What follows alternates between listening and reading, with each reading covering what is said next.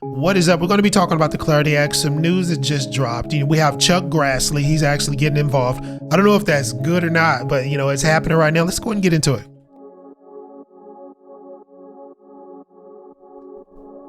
Welcome to the Altcoin Hour, your weekly alpha. Yeah, we breaking down the charts, flipping bags, playing smart, from the dips to the moon shots, connecting all the dots.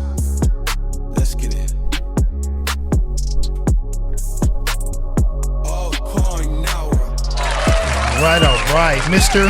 Chuck Grassley. But first, let's go and stop by the market. Welcome to the show. Be sure to subscribe for all the updates. We're going to be dropping all this week. All right, we may even go live twice this week. So be sure you don't miss the live streams as well, because we do giveaways. We give away Solana too as well, member giveaways, and I may just do a random giveaway too during the Wednesday live stream. So Bitcoin, let's go ahead and talk about this before we get to the Clarity Act, because we did get some decent news when it comes to the Clarity Act, but I'm going to tell you why I'm not bullish on it. Bitcoin 79,000. The movement is up now, but we know it's because of geopolitics. It's because of the oil situation. It seems to be tethered to oil, the news oil futures. And I have to tell you, the spot price is still well above 100. So the manipulation that's going on with the futures market when it comes to oil, it's a little bit deceptive. But Bitcoin, unfortunately, is tethered to not only US stocks, tech, but the oil futures market as well, and it's moving appropriately. Now, we did touch 80K. We're going down, barring anything that may happen that could be drastic when it comes to any war breakout, World War III,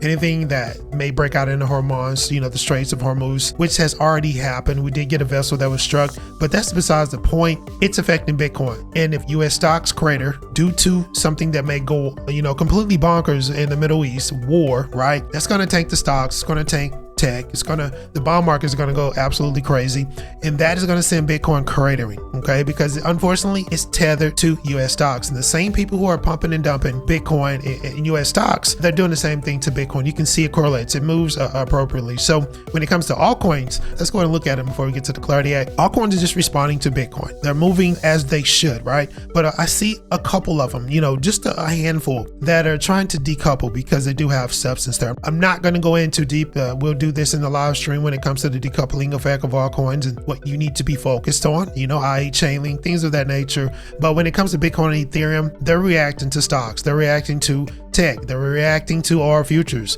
they're reacting to what's going on in the Middle East. And I have to tell you guys, with this RSI looking still in the middle, slightly moving towards the overbought situation, a lot of this has to do with OTC buyership, ETF inflow, and news that we're getting from the White House, which is fictitious. I'm sorry, this is what it is. What's going on overseas and what we're hearing from the White House, two different stories. They don't correlate. All right, so let's go ahead and get into the Clarity Act. So just a couple of things. Let's go ahead and get into a Clarity Act news. This is basically what it boils down to: ethics language. The actual current language when it comes to the ethics situation is targeting Trump. No question about that. I don't think he's going to go for it. Senator Warren is not going to let up, and I don't think any compromise is going to happen, because as is, I think it's pretty solid, and I totally agree with it. There should be no meddling. There should be no cryptocurrency trading when it comes to congressmen. They inside trade a lot. We need to kill that. When it comes to World Liberty Finance, we'll see what happens, because it targets that particular business that was erected by the Trump. So this is Trump language. That's all it is. The Trump bill, that's what the ethics language is, all right? So this is where we're at. That is the official roadblock. This is what is going to shelve this entire bill. So if this doesn't get a compromise, you can shelve the Clarity Act until 2030. As far as what has already been actually accomplished, there is no issue with stablecoin yield at this point in time. Is activity based. You will still be able to get it, but there's going to have to be activity related to the stablecoin in order to get yield. There's a rewards program, essentially, kind of like what you see in the real world with your credit cards. There has to be activity, movement, transactional activity, so you can get those rewards. I think this is where we're going with the stablecoin reward system. Now, as far as CeFi, I don't think that's going to be touched. It's already heavily regulated. So when it comes to DeFi provisions, this is a roadblock as well, but I don't think that's going to be a problem going forward. The actual problem, there's some blockchain rules that have to be compromised as well. And we're just making devs accountable. We don't want any money laundering issues with loopholes there. They're going to figure that out. But the main issue here is ethics. And I think this is what's going to shelve this bill. If I'm wrong, let me know what you think about it. So I'm definitely not bullish about this getting to Donald Trump's desk because of the ethics language that's involved here.